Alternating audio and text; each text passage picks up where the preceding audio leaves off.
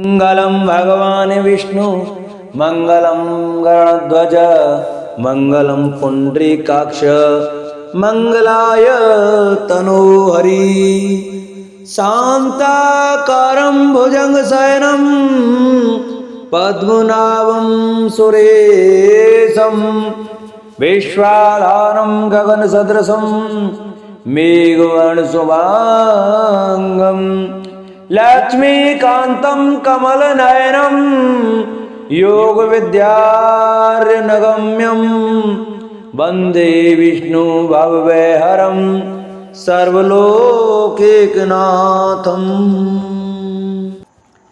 श्री सुखदेव जी कहते हैं, राजन, पाताल लोक के नीचे 30,000 योजन की दूरी पर अनंत नाम से विख्यात भगवान की तामसी नित्य कला है। यह अहंकार रूपा होने से दृष्टा और दृश्य को खींचकर एक कर देती है, इसलिए इसे संकर्षण कहते हैं। इन भगवान अनंत के 1000 मस्तक हैं, उनमें से एक पर रखा हुआ है सारा भूमंडल सरसों के दाने के समान दिखाई देता है। प्रलय काल उपस्थित होने पर जब इन्हें इस विश्व का उपसंहार करने की इच्छा होती है, तब इनकी क्रोधवश घूमती हुई मनोहर भ्रकुटियाँ के मध्य भाग से संकर्षण नामक रुद्र प्रकट होते हैं। उनकी व्यू संख्या 11 है। वे सभी 3 नेत्र वाले होते हैं और हाथ में 3 नोकों वाले शूल लिए रहते हैं। भगवान संकर्षण के चरण कमलों के गोल गोल स्वच्छ और अरुण वर्ण नखमणियों की पंक्ति के समान देदीप्यमान है। जब अन्य प्रधान भक्तों के सहित अनेकों नागराज अनन्य भक्ति भाव से उन्हें प्रणाम करते हैं, तब उन्हें उन नखमणियों में अपने कुंडल कांति मंडित कमनीय कपोलों वाले मनोहर मुखारविंदों की मनमोहिनी झांकी होती है और उनका मन आनंद से भर जाता है। अनेकों नागराजों की कन्या विविध कामनाओं से उनके अंगमंडल पर चांदी के खम्भों के समान सुशोभित, उनकी वलीय विलसित लंबी लंबी श्वेत वर्ण सुंदर भुजाओं पर अर्गजा चंदन और कुमकुम पंख का लेप करती हैं। उस समय अंग स्पर्श से मथित हुए उनके हृदय में काम का संचार हो जाता है। तब वे उनके मदविहल सकरूढ़ अरुण नयन कमलों से सुशोभित तथा प्रेम मद से मुदित मुखारविंद की और मधुर मनोहर मुस्कान के साथ सलज्ज भाव से निहारने लगती हैं। वे अनंत गुणों के सागर आदिदेव भगवान अनंत अपने अमर्ष असहनशीलता और रोष के वेग को रोके हुए वहाँ समस्त लोगों के कल्याण के लिए विराजमान है। देवता, असुर, नाग, सिद्ध, गंधर्व, विद्याधर और मुनिगण भगवान अनंत का ध्यान किया करते हैं। उनके नेत्र निरंतर प्रेम मद से मुदित, चंचल और विहल रहते हैं। वे सुललित वचनामृत से अपने पार्षद और देव यूथपों को संतुष्ट करते रहते हैं। उनके अंग पर नीलांबर और कानों में केवल एक कुंडल जगमगाता रहता है तथा उनका सुबह और सुंदर हाथ हल्की मूठ पर रखा रहता है। वे उदार लीला में भगवान संकर्षण गले में वैजंती माला धारण किए रहते हैं, जो साक्षात इंद्र के हाथी ऐरावत के गले में पड़ी हुई स्वर्ण की श्रृंखला के समान जान पड़ती है, जिनकी कांति कभी फीकी नहीं पड़ती। ऐसे नवीन तुलसी की गंध और मधुर मकरंद से उन्मत्त हुए भौरे निरंतर मधुर गुंजार करके उसकी शोभा बढ़ाते रहते हैं। परीक्षित, इस प्रकार भगवान अनंत महात्म श्रवण और ध्यान करने से मुमुक्षुओं के हृदय में आविर्भूत होकर उनकी अनादिकालीन कर्म वासनाओं से ग्रथित सत्व रज और तमोगुणात्मक अविद्यामयी हृदय ग्रंथि को तत्काल काट डालते हैं। उनके गुणों का एक बार ब्रह्मा जी के पुत्र भगवान नारद ने तुम्बरु गंधर्व के साथ ब्रह्मा जी की सभा में इस प्रकार गान किया था, जिनकी दृष्टि पड़ने से ही जगत की उत्पत्ति, स्थिति और प्रलय के हेतुभूत सत्वादि प्राकृतिक गुण अपने अपने कार्य में समर्थ होते हैं, जिनका स्वरूप ध्रुव अनंत और आकृत अनाद है, तथा जो अकेले होते हुए भी इस नानात्मक प्रपंच को अपने में धारण किए हुए हैं। उन भगवान संकर्षण के तत्व को कोई कैसे जान सकता है, जिनमें यह कार्य कारण रूप सारा प्रपंच भास रहा है, तथा अपने निज जनों का चित्त आकर्षित करने के लिए की हुई जिनकी वीरतापूर्ण लीला को परम पराक्रमी सिंह ने आदर्श मानकर अपनाया है। उन उदार वीर संकर्षण भगवान ने हम पर बड़ी कृपा करके यह विशुद्ध शक्तिमय स्वरूप धारण किया है, जिनके सुने सुनाए नाम का कोई पीड़ित अथवा पतित पुरुष अकस्मात अथवा हंसी में भी उच्चारण कर लेता है तो वह पुरुष दूसरे मनुष्य के भी सारे पापों को तत्काल नष्ट कर देता है। ऐसे शेष भगवान को छोड़कर मुमुक्षु पुरुष और किसका आश्रय ले सकता है। यह पर्वत, नदी और समुद्र आदि से पूर्ण संपूर्ण भूमंडल उन सहस्त्र शीर्षा भगवान के एक मस्तक पर एक रजकड़ के समान रखा हुआ है। वे अनंत हैं, इसलिए उनके पराक्रम का कोई परिमाण नहीं है। किसी के 1000 जीवे हों तो भी उन सर्वव्यापक भगवान के पराक्रमों की गणना करने का साहस वह कैसे कर सकता है। वास्तव में उनके वीर्य अतिशय गुण और प्रभाव असीम हैं। ऐसे प्रभावशाली भगवान अनंत रसातल के मूल में अपनी ही महिमा में स्थित स्वतंत्र हैं और संपूर्ण लोकों की स्थिति के लिए लीला से ही पृथ्वी को धारण किए हुए हैं। राजन, भोगों की कामना वाले पुरुषों की अपने कर्मों के अनुसार प्राप्त होने वाली भगवान की रची हुई ये ही गतियाँ हैं। इन्हें जिस प्रकार मैंने गुरुमुख से सुना था उसी प्रकार तुम्हें सुना दिया। मनुष्य को प्रवृत्ति रूप धर्म के परिमाण में प्राप्त होने वाली जो परस्पर विलक्षण ऊंची नीची गतियां हैं वे इतनी ही हैं। इन्हें तुम्हारे प्रश्न के अनुसार मैंने सुना दिया। अब बताओ और क्या सुनाऊं। राजा परीक्षित ने पूछा मेरे से, लोगों को जो ये ऊंची नीची गतियां प्राप्त होती हैं इनमें इतनी विभिन्नता क्यों है। श्री सुखदेव जी ने कहा, राजन, कर्म करने वाले पुरुष सात्विक, राजस और तामस 3 प्रकार के होते हैं तथा उनकी श्रद्धाओं में भी खेद रहता है। इस प्रकार स्वभाव और श्रद्धा के भेद से उनके कर्मों की गतियाँ भी भिन्न भिन्न होती हैं और न्यूनाधिक रूप में ये सभी गतियाँ सभी कर्ताओं को प्राप्त होती हैं।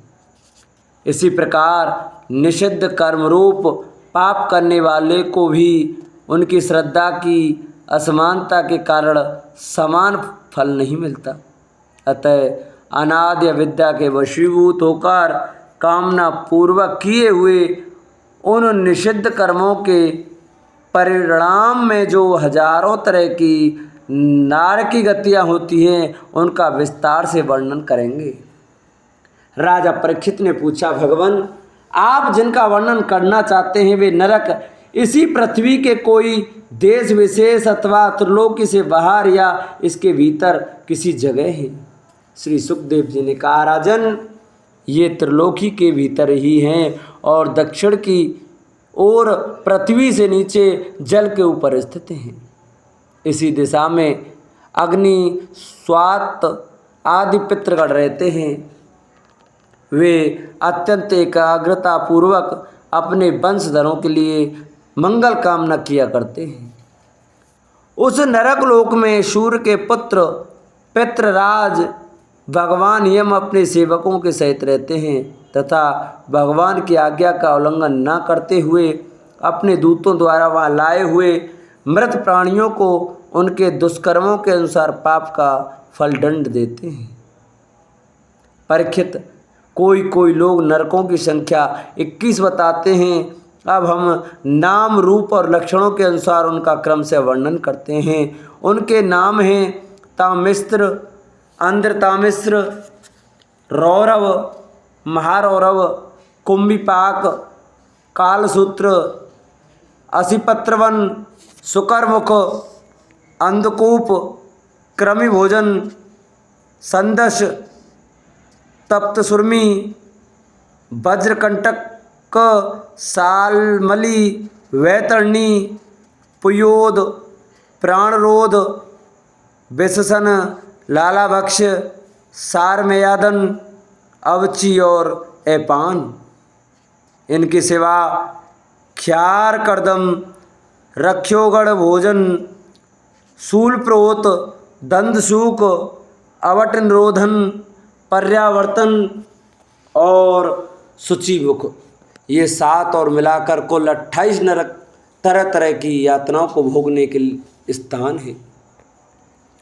जो पुरुष दूसरों के धन, संतान अथवा स्त्रियों का हरण करता है उसे अत्यंत भयानक यमदूत कालपाश में बांधकर बलात् तामिस्र नरक में गिरा देते हैं। उस अंधकार में नरक में उसे अन्न जल न देना, डंडे लगाना और भय दिखलाना आदि अनेक प्रकार के उपायों से पीड़ित किया जाता है। इससे अत्यंत दुखी होकर वह एकाएक मूर्छित हो जाता है। इसी प्रकार जो पुरुष किसी दूसरे को धोखा देकर उसकी स्त्री आदि को भोगता है वह अंध तामिस्र नरक में पड़ता है। वहाँ की यातनाओं में पड़कर वह जड़ से कटे हुए वृक्ष के समान वेदना के मारे सारी सुध बुध खो बैठता है और उसे कुछ भी नहीं सूझ पड़ता। इसी से इस नरक को अंध तामिस्र कहते हैं। जो पुरुष इस लोक में यह शरीर ही मैं हूँ और ये स्त्री धनादि मेरे हैं, ऐसी बुद्धि से दूसरे प्राणियों से द्रोह करके निरंतर अपने कुटुंब के ही पालन पोषण में लगा रहता है, वह अपना शरीर छोड़ने पर अपने पाप के कारण स्वयं ही रौरव नरक में गिरता है। इस लोक में उसने जिन जीवों को जिस प्रकार कष्ट पहुँचाया होता है, परलोक में यम यातना का समय आने पर वे जीव रूरू होकर उसे उसी प्रकार कष्ट पहुंचाते हैं। इसलिए इस नरक का नाम रौरव है। रूरू सर्प से भी अधिक क्रूर स्वभाव वाले एक जीव का नाम है, ऐसा ही मारौरव नरक है। इसमें वह व्यक्ति जाता है जो और किसी की परवाह न कर केवल अपने ही शरीर का पालन पोषण करता है। वह कच्चा मांस खाने वाले रूरू इसे मांस के लोभ से काटते हैं। जो क्रूर मनुष्य इस लोक में अपना पेट पालने के लिए जीवित पशु या पक्षियों को रांधता है, उस हृदयहीन राक्षस से भी गए बीते पुरुष को यमदूत कुंभिपाक नरक में ले जाकर खौलते हुए तेल में रांधते हैं। जो मनुष्य इस लोक में माता पिता ब्राह्मण और वेद से विरोध करता है उसे यमदूत कालसूत्र नरक में ले जाते हैं। इसका घेरा 10,000 योजन है। इसकी भूमि तांबे की है। इसमें जो तपा हुआ मैदान है वह ऊपर से सूर्य और नीचे से अग्नि के दाह से जलता रहता है। वहाँ पहुँचाया हुआ पापी जीव भूख प्यास से व्याकुल हो जाता है और उसका शरीर बाहर भीतर से जलने लगता है। उसकी बेचैनी यहाँ तक बढ़ती है कि वह कभी बैठता है, कभी लेटता है, कभी छटपटाने लगता है, कभी खड़ा होता है और कभी इधर उधर दौड़ने लगता है। इस प्रकार उस नर पशु के शरीर में जितने रोम होते हैं उतने ही 1000 वर्ष तक उसकी यह दुर्गति होती रहती है। जो पुरुष किसी प्रकार की आपत्ति ना आने पर भी अपने वैदिक मार्ग को छोड़कर अन्य पाखंडपूर्ण धर्मों का आश्रय लेता है उसे यमदूत असिपत्रवन नरक में ले जाकर कोड़ों से पीटते हैं। जब मार से बचने के लिए वह इधर उधर दौड़ने लगता है तब उसके सारे अंग तालवन के तलवार के समान पैने पत्तों से, जिनमें दानों दोनों ओर धारें होती हैं, टुक टुक होने लगते हैं। तब वह अत्यंत वेदना से हाय में मरा इस प्रकार चिल्लाता हुआ पद पर मूर्छित होकर गिरने लगता है।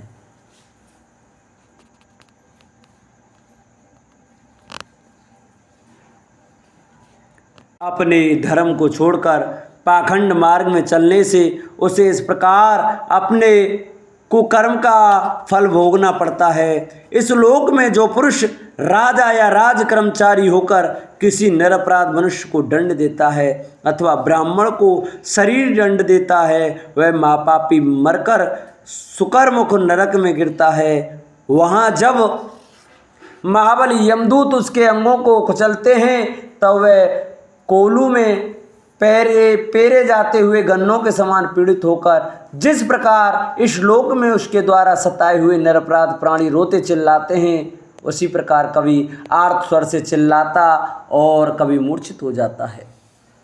जो पुरुष इस लोक में खटमल आदि जीवों की हिंसा करता है वह उनसे द्रोह करने के कारण अंधकूप नरक में गिरता है, क्योंकि स्वयं भगवान ने ही रक्त पानाद उनकी वृत्ति बना दी है और उन्हें उसके कारण दूसरों को कष्ट पहुंचाने का ज्ञान भी नहीं है। किंतु मनुष्य की वृत्ति भगवान ने विधि निषेध पूर्वक बनाई है और उसे दूसरों के कष्ट का ज्ञान भी है। वहाँ वे पशु, मृग, पक्षी, सांप आदि रेंगने वाले जंतु, मच्छर, जूं, खटमल और मक्खी आदि जीव जिनसे उसने द्रोह किया था उसे सब ओर से काटते हैं। इससे उसकी निद्रा और शांति भंग हो जाती है और स्थान न मिलने पर भी वह बेचैनी के कारण उस घोर अंधकार में इस प्रकार भटकता रहता है जैसे रोगग्रस्त शरीर में जीव छटपटाया करता है। जो मनुष्य इस लोक में बिना पंच महायज्ञ किए तथा जो कुछ मिले उसे बिना किसी दूसरे को दिए स्वयं ही खा लेता है, उसे कौए के समान कहा गया है। वह परलोक में क्रम भोजन नामक निकृष्ट नरक में गिरता है।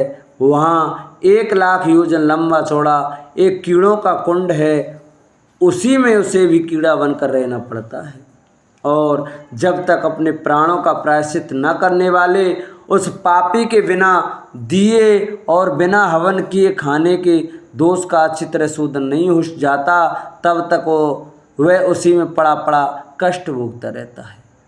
वहाँ कीड़े उसे नोचते हैं और वह कीड़ों को खाता है। राजन, इस लोक में जो व्यक्ति चोरी या बरजोरी से ब्राह्मण के अथवा आपत्ति का समय न होने पर भी किसी दूसरे पुरुष के स्वर्ण और रत्नादि का हरण करता है, उसे मरने पर यमदूत संदस नामक नरक में ले जाकर तपाए हुए लोहे के गोलों से दागते हैं और सणसी से उसकी खाल नोचते हैं। इस लोक में यदि कोई पुरुष अगम्य स्त्री के साथ संभोग करता है अथवा कोई स्त्री अगम्य पुरुष से व्यभिचार करती है तो यमदूत उसे तप्त सुरमी नामक नरक में ले जाकर कोड़ों से पीटते हैं तथा पुरुषों को तपाए हुए लोहे की स्त्री मूर्ति से और स्त्री को तपाई हुई पुरुष प्रतिमा से आलिंगन कराते हैं। जो पुरुष इस लोक में पशु आदि सभी के साथ व्यभिचार करता है उसे मृत्यु के बाद यमदूत वज्रकंटक सालमली नरक में गिराते हैं और वज्र के समान कठोर कांटों वाले सेमर के वृक्ष पर चढ़ाकर फिर नीचे की ओर खींचते हैं। जो राजा राजपुरुष इस लोक में श्रेष्ठ कुल में जन्म पाकर भी धर्म की मर्यादा का उच्छेद करते हैं वे उस मर्यादा त्रिक्रमण के कारण मरने पर वैतरणी नदी में पटके जाते हैं। यह नदी नरकों की खाई के समान है। उसमें मल मूत्र पीव रक्त केश नख हड्डी चर्बी मांस और मज्जा आदि गंदी चीज़ें भरी हुई हैं। वहाँ गिरने पर उन्हें इधर उधर से जल के जीव नोचते हैं, किंतु इससे उसका शरीर नहीं छूटता। पाप के कारण प्राणों से वाहन किए रहते हैं और वे उस दुर्गति को अपनी करनी का फल समझकर मन ही मन संतप्त होते रहते हैं। जो लोग शौच और आचार के नियमों का परित्याग कर तथा लज्जा को तिलांजलि देकर इस लोक में शूद्राओं के साथ संबंध गांठकर पशुओं के समान आचरण करते हैं, वे भी मरने के बाद पीव, विष्ठा, मूत्र, कफ और मल से भरे हुए पुयोद नामक समुद्र में गिरकर उन अत्यंत घृणित वस्तुओं को ही खाते हैं। इस लोक में जो ब्राह्मणादि उच्च वर्ण के लोग कुत्ते या गधे पालते और शिकार आदि में लगे रहते हैं तथा शास्त्र के विपरीत पशुओं का वध करते हैं, मरने के पश्चात वे प्राण रोध नरक में डाले जाते हैं और वहाँ यमदूत उन्हें लक्ष्य बनाकर बाणों से बींधते हैं। जो पाखंडी लोग पाखंडपूर्ण यज्ञों में पशुओं का वध करते हैं, उन्हें परलोक में वैसस विश्वसन नरक में डालकर वहाँ के अधिकारी बहुत पीड़ा देकर काटते हैं। जो द्विज कामातुर होकर अपनी सर्वणा भार्या को वीरपान कराता है, उस पापी को मरने के बाद यमदूत वीर्य की नदी लालावक्ष नामक नरक में डालकर वीर्य पिलाते हैं। जो कोई चोर अथवा राजा या राजपुरुष इस लोक में किसी के घर में आग लगा देते हैं, किसी को विष दे देते हैं अथवा गांव या व्यापारियों की टोलियों को लूट लेते हैं, उन्हें मरने के पश्चात सारमेयादन नामक नरक में वज्र की सी डाँड़ों वाले 720 यमदूत कुत्ते बनकर बड़े वेग से काटने लगते हैं। इस लोक में जो पुरुष किसी की गवाही देने में, व्यापार में अथवा दान के समय किसी भी तरह झूठ बोलता है, वह मरने पर आधार शून्य अविच्यमान नरक में पड़ता है। वहाँ उसे 100 योजन ऊंचे पहाड़ के शिखर से नीचे को सिर करके गिराया जाता है। उस नरक की पत्थर की भूमि जल के समान जान पड़ती है, इसलिए इसका नाम अविच्यमान है। वहाँ गिराए जाने से उसके शरीर के टुकड़े टुकड़े हो जाने पर भी प्राण नहीं निकलते, इसलिए इसे बार बार ऊपर ले जाकर पटका जाता है। जो ब्राह्मण या ब्राह्मणी अथवा व्रत में स्थित और कोई भी प्रमादवश मदपान करता है तथा जो क्षत्रिय या वैश्य सोमपान करता है, उन्हें यमदूत ऐपान नाम के नरक में ले जाते हैं और उनकी छाती पर पैर रखकर उनके मुंह में आग से गलाया हुआ लोहा डालते हैं। जो पुरुष इस लोक में निम्न श्रेणी का होकर भी अपने को बड़ा मानने के कारण जन्म, तप, विद्या, आचरण, वर्ण या आश्रम में अपने से बड़ों का विशेष सत्कार नहीं करता, वह जीता हुआ भी मरे के ही समान है। उसे मरने पर ख्यार करदम नाम के नरक में नीचे को सिर करके गिराया जाता है और वहाँ उसे अनंत पीड़ाएं भोगनी पड़ती हैं। जो पुरुष इस लोक में नरमेध आदि के द्वारा भैरव, यक्ष, राक्षस आदि का यजन करते हैं और जो स्त्रियां पशुओं के समान पुरुषों को खा जाती हैं, उन्हें वे पशुओं की तरह मारते हुए पुरुष यमलोक में राक्षस होकर तरह तरह की यातना देते हैं और रक्षोगण भोजन नामक नरक में कसाईयों के समान कुल्हाड़ी से काट काट कर उसका लहू पीते हैं। तथा जिस प्रकार वे मांस भोजी पुरुष इस लोक में उनका मांस भक्षण करके आनंदित होते थे, उसी प्रकार वे भी पुरुष इस लोक में उसका मांस भक्षण करके आनंदित होते थे, उसी प्रकार वे भी उनका रक्तपान करते और आनंदित होकर नाचते गाते हैं। इस लोक में जो लोग वन या गांव के निरपराध जीवों को, जो सभी अपने प्राणों को रखना चाहते हैं, तरह तरह के उपायों से फुसलाकर अपने पास बुला लेते हैं और फिर उन्हें कांटे से बींधकर या रस्सी से बांधकर खिलवाड़ करते हुए तरह तरह की पीड़ाएं देते हैं। उन्हें भी मरने के पश्चात यम यातनाओं के समय शूलप्रोत नामक नरक में शूलों से वेधा जाता है। उस समय जब उन्हें भूख प्यास सताती है और कंकवटेर आदि तीखी चोंचों वाले नरक के भयानक पक्षी ने लगते हैं तब अपने किए हुए सारे पाप याद आ जाते हैं। राजन, इस लोक में जो सर्पों के समान उग्र स्वभाव पुरुष दूसरे जीवों को पीड़ा पहुंचाते हैं, वे मरने पर दंदसुख नाम के नरक में गिरते हैं। वहाँ 5-5, 7-7 मुंह वाले सर्प उनके समीप आकर उन्हें चूहों की तरह निगल जाते हैं। जो व्यक्ति या दूसरे प्राणियों को अंधेरी खतियों, कोठों या गुफा में डाल देते हैं, उन्हें परलोक में यमदूत वैसे ही स्थानों में डालकर वैसेली आग के धुएं में घोंटते हैं।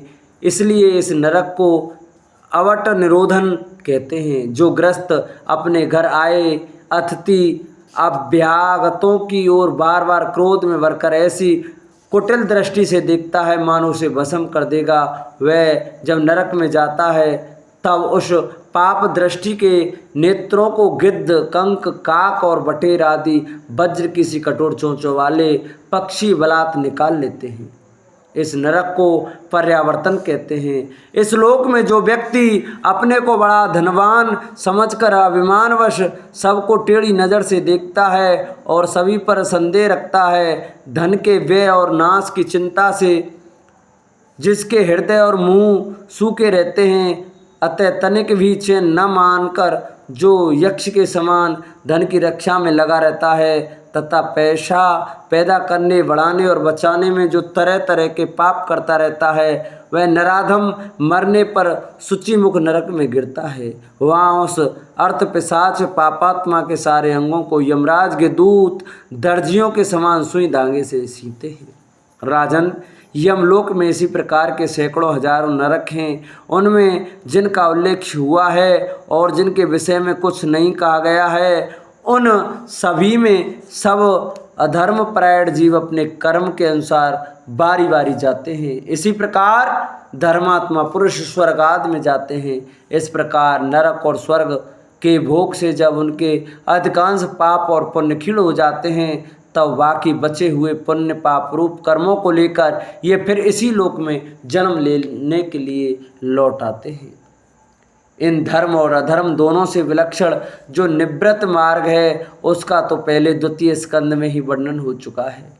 पुराणों में जिसका 14 भुवन के रूप में वर्णन किया जाता है, वह ब्रह्मांड कोश इतना ही है। यह साक्षात परम पुरुष श्री नारायण का अपनी माया के गुणों से युक्त अत्यंत स्थूल स्वरूप है। इसका वर्णन मैंने तुम्हें सुना दिया। परमात्मा भगवान का उपनिषदों में वर्णित निर्गुण स्वरूप यद्यपि मन बुद्धि की पहुँच के बाहर है, तो भी जो पुरुष इस स्थूल रूप का वर्णन आदरपूर्वक पढ़ता, सुनता या सुनाता है, उसकी बुद्धि श्रद्धा और भक्ति के कारण शुद्ध हो जाती है और वह उस सूक्ष्म रूप का भी अनुभव कर सकता है। यति को चाहिए कि भगवान के स्थूल और सूक्ष्म दोनों प्रकार के रूपों का श्रवण करके पहले स्थूल रूप में चित्त को स्थिर करे, फिर धीरे धीरे वहाँ से हटाकर उसे सूक्ष्म में लगा दे। परीक्षित, मैंने तुमसे पृथ्वी, उसके अंतर्गत दीप, वर्ष, नदी, पर्वत, आकाश, समुद्र, पाताल, दिशा, नरक, ज्योतिर्गण और लोकों की स्थिति का वर्णन किया। यही भगवान का अति अद्भुत स्थूल रूप है जो समस्त जीव समुदाय का आश्रय है। बोल भागवत भगवान की जय। पंचम स्कंद पूरा हुआ। कल आपको हम छठे स्कंद में पहले अध्याय में अजामिल पाक्षान की कथा सुनाएंगे। तो सभी भक्तजन हमारी श्रीमद् भागवत महापुराण की कथा को प्रतिदिन बड़े श्रद्धा भाव से और प्रसन्न चित्त मन से सुने। जिन भक्तों ने अभी तक चैनल को सब्सक्राइब नहीं किया है, वो चैनल को सब्सक्राइब कर वीडियो को लाइक करें और कमेंट में राधे राधे अवश्य लिखें।